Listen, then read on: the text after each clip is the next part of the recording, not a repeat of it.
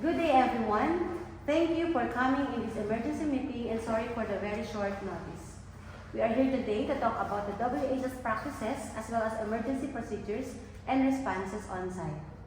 As we all know, we as workers must comply with organizational policies and procedures when raising WHS issues.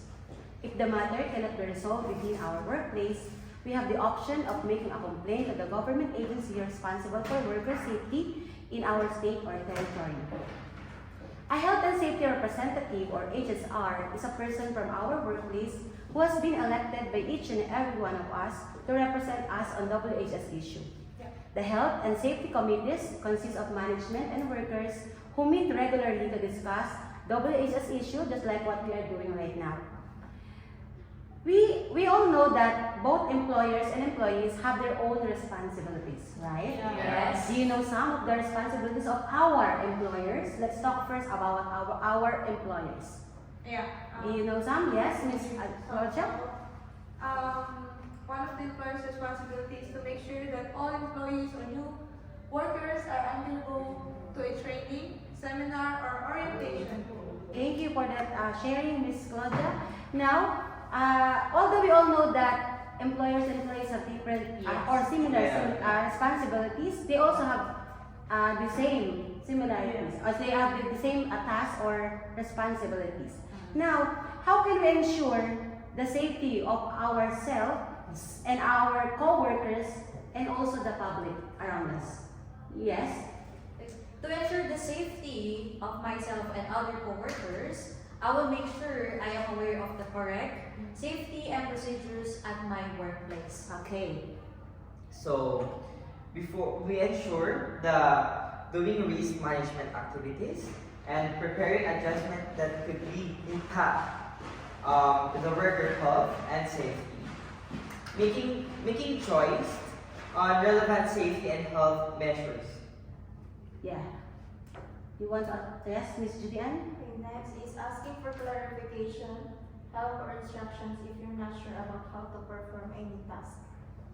Yes, that's right. That's important. We all should be aware of the surroundings all the time to be as safe. Yeah. Yes. Report hazards and incidents. Workers should report any hazards and incidents to their supervisor as soon as possible. This includes reporting any unsafe work practices or equipment, injuries, or illness sustained at work. Yes, thank you for all your sharings. Now, what if we fail to follow the WHS policies and procedures in our workplace? What will be the negative outcome? Do you think there will be a negative outcome? Yes, of course. Yes, of course. So, Yeah. what do you think, or can you share to us one experience wherein there is a negative outcome because you forgot to follow the procedures? Yeah. Okay, for example, for instance, she or he doesn't know about the emergency exit, and then it will lead to accident or incident. Yeah. Yes. Of course, low level chemicals can cause serious incident to workplace.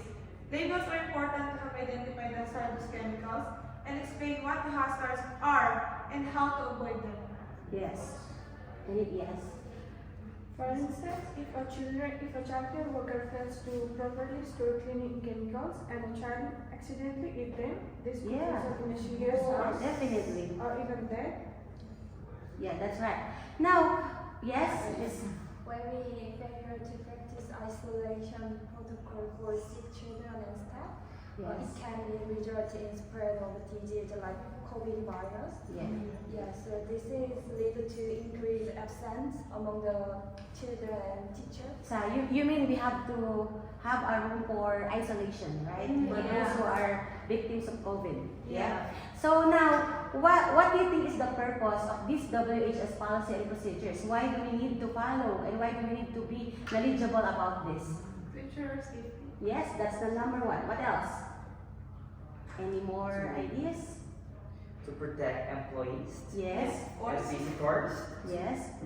To identify the hazards. Yes. Yes, that's right. You want to add some more? Miss Mariel? The purpose of the WHS is to ensure that for any identified hazard, appropriate control measures are implemented in order to protect workers. contractors, visitors from risks to their health, safety, and welfare. Yeah. So, what are the housekeeping practices that you usually do in your workplace that you think help in maintaining a safety environment? Yes. What was that again?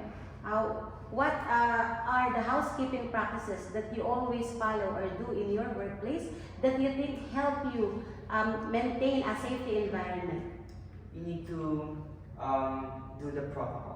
Yeah, follow the protocols. Yes, Follow the that's right. protocol, yep. Yes, Proper wasting of bins. of course. Yeah, we have to segregate our bins.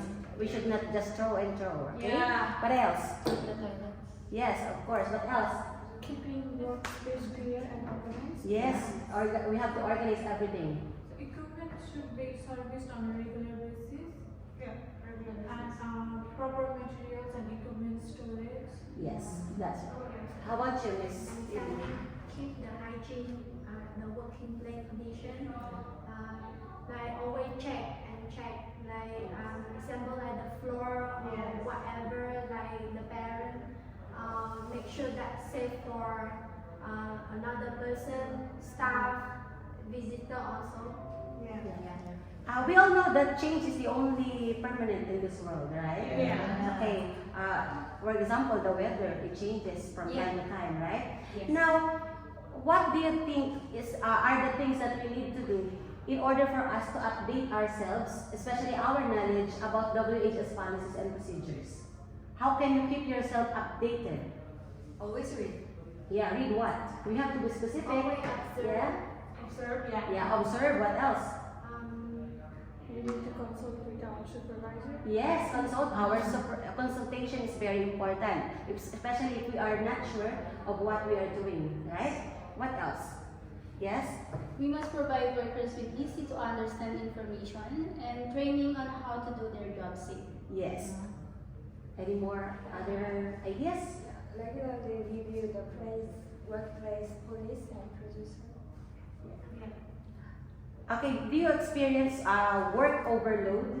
Of course. Yes. Now, what do you think course. what will be the causes of working overload, what we call the people who are very workaholic? What do you think they are experiencing? Heavy. Toxicity, yes. Right now. Okay. Stress. Stress, yes. Anxiety. Long hour working. Yeah.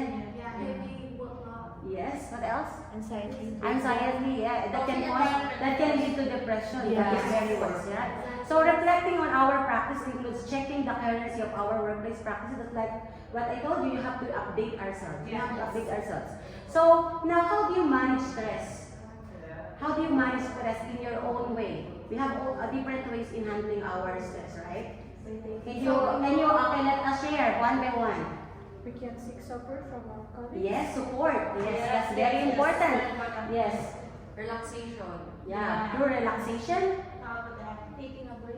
Yes, taking a break. Not working for long hours. Yeah. So for me, sharing with the people that they know the limit. Reflect like that. Yeah, I think it's important to monitor our stress level. Yes. And then we need to time out. Sometimes we need to like tea time and lunch time. Yeah. It is very helpful. Yes, very helpful, right? For me to have a good and enough time to relax. Our own ways in relieving Yes. stress. Yes. We have own stress relievers. Yeah. So whatever it is, all we have to remember, all we need to remember is always think positive. Whatever happens, we need to think positively because in that way we can think positively as well. We can do positively. Yeah. So we have to be patient with what we are doing because we all know that it is not really a easy job. Yes. Being an educator is not an easy job. So we need to, it takes time for us to do everything perfectly.